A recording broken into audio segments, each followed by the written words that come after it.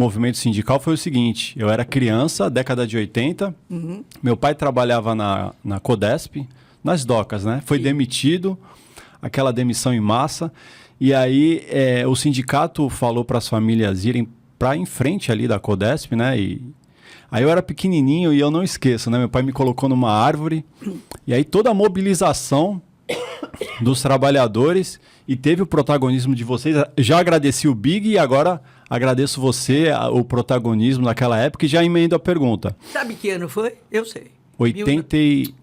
1991. 91, final dos anos 80. Tá vendo? E aí eu já pergunto para você, né? Fazendo uma comparação, Santos era uma cidade mobilizada com os trabalhadores e se transformou nessa quase... uma parte extremista e conservadora, exageradamente conservadora. Como é que você vê essa mudança?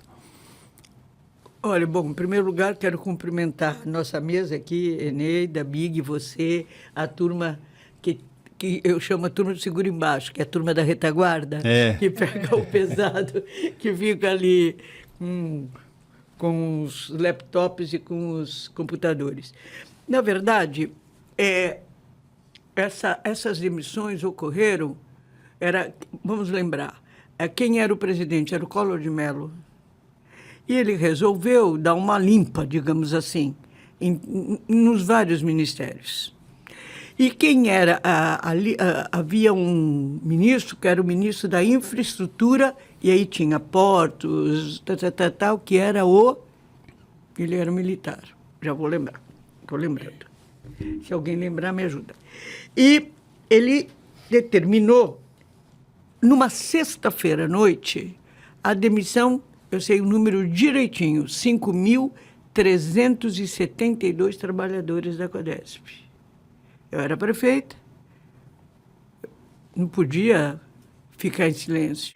Então, naquela época, era difícil você juntar a função de prefeita, né, o chefe do executivo, com as funções de movimento de massa. Mas é nossa característica, nós que fazemos parte de um setor progressista, chamemos assim, onde a gente aposta muito nas mobilizações, principalmente na tomada de decisões a partir da própria população. E foi o que aconteceu. Então, eu acho que esse momento, você já me assistia, esse momento influenciou muita gente, e a mim, sem sombra de dúvida, mesmo sendo prefeita, porque você não passa por uma greve geral, porque depois a greve ela se estendeu pelo Brasil, ela já vinha num crescendo. E você, Porto, você tem são 8.572, é isso? 752 quilômetros de extensão. Então, não é pouca orla, é muita praia, muito porto, e eu acho que Santos joga um peso extraordinário, porque nós estamos, o maior porto da América Latina, né?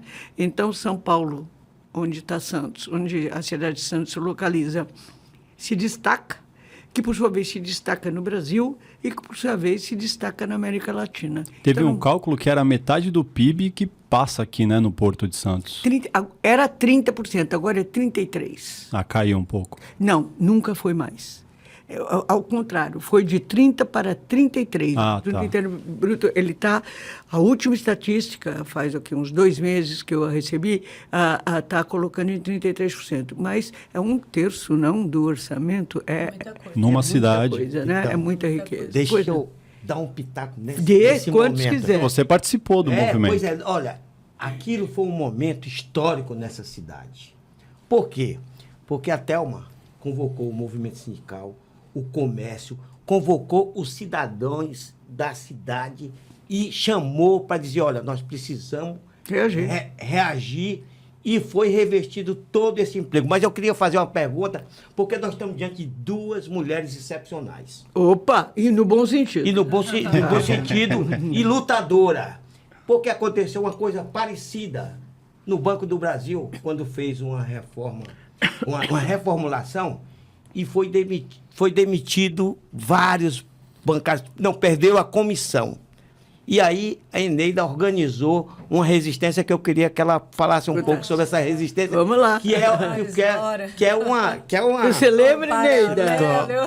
com duas mulheres que fizeram a diferença em momentos diferentes, em situações diferentes. Eneida, espera um pouquinho. Você é funcionária do Banco do Brasil. Tá. Há 30 anos agora. Fiz 30 anos.